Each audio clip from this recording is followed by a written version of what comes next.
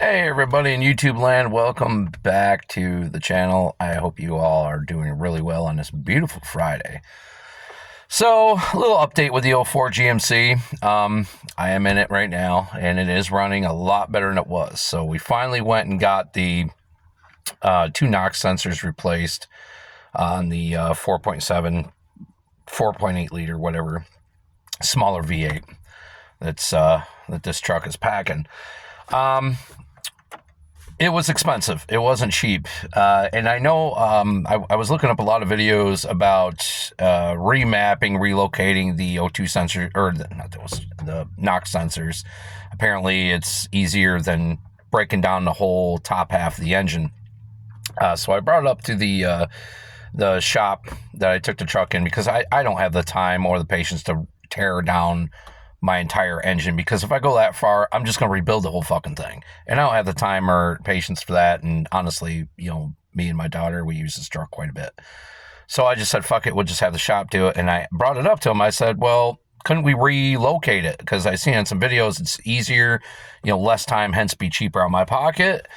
And his response was, and I'm sure it has something to do with them wanting to charge me $900, but at the time he said, look, that works 80% of the time. I don't have time for 80%. I need it to work all the time. I can't deal with it not working sometimes. But of course, as with any project vehicle, you're going to run into new additional issues on everything you fix. So now that it's running better, the engine's running great now. Now, unfortunately, when I come to a stop sign or a stoplight, or I got it running in park, it tends to we all know what that means. Yes, the timing is probably off. And it being almost 190,000 miles on the Odo, it being an 04, I'm almost guaranteeing that the timing chain has never been replaced. So, yeah, probably got another expensive fix on the horizon. But I'm not looking at it negatively. I'm looking at it positively. This is why I have this truck. Granted, I would have rather had some different kind of project vehicle, but at the time I needed a vehicle. I didn't have a vehicle. I needed one. This was available, so I took this upon my next project. But this is what project vehicles are all about, and this is pretty much the basis of this video, is project vehicles are never done. They're not something that you see on like big auto tube channels. Like they bring in some 90s car and within like a few minutes, they already got 90% of it replaced and fixed and customized and modified. It doesn't work that way in real life with real, paycheck to paycheck 9-to-5er guys like us. It doesn't work that way. Your project is going to be a project right up until it's driven into the ground. That's just the way it goes.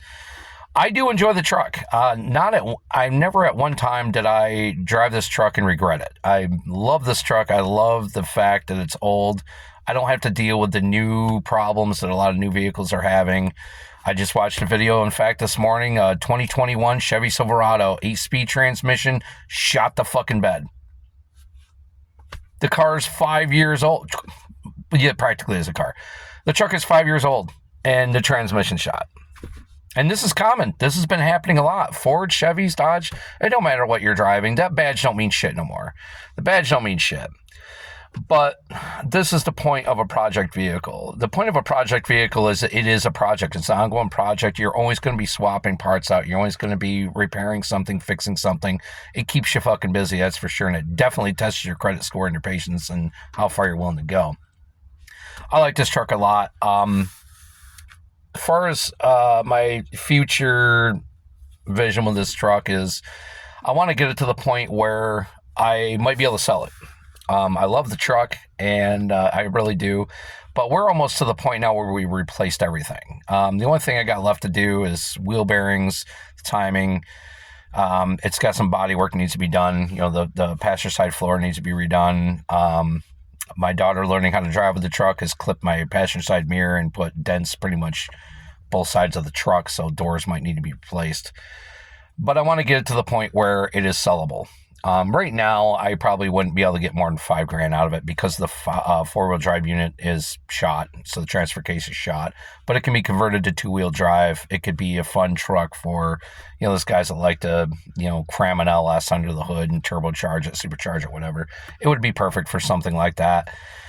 And like I said, it's not that I regret this truck. I love this truck. I love driving it and everything, but it's an ongoing issue, and it's something that I didn't want in the beginning. I didn't go out of my way looking for an 04 GMC. Like, I never actually thought of even looking into any of these older Chevy GM trucks. But now that I have it, I really do like it. My thing is I know I'm not going to do as much to this truck as I would, say, something that I wanted to have for a project. And who knows, I might be able to trade it. It might be able to be tradable. I don't know. I'm still dancing around the idea. I haven't really settled on an idea yet. At this point, I'm just trying to get everything fixed. I'm trying to get everything mechanically sound, get everything mechanically fixed to the point where it might be able to be sold or traded. I'd rather trade it. I'd rather get a different project vehicle. I'd like to have like kind of a 90s hatchback type vehicle, just something fun to play with.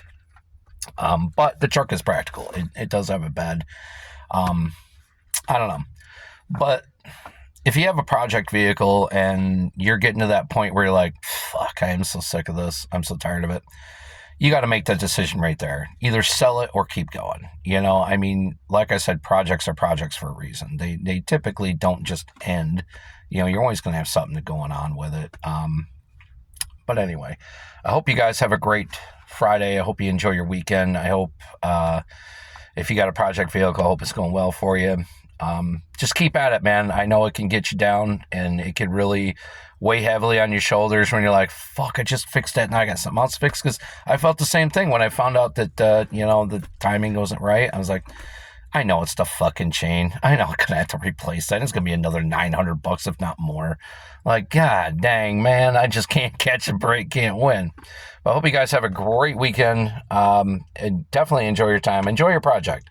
Don't look at it in a negative light. Try to keep positive on it and be like, oh, I do like it for this. I like it for that. Drive it again if it's drivable. Take it down the road. Put some gas in it. Just do something with it. It'll re-spark that interest.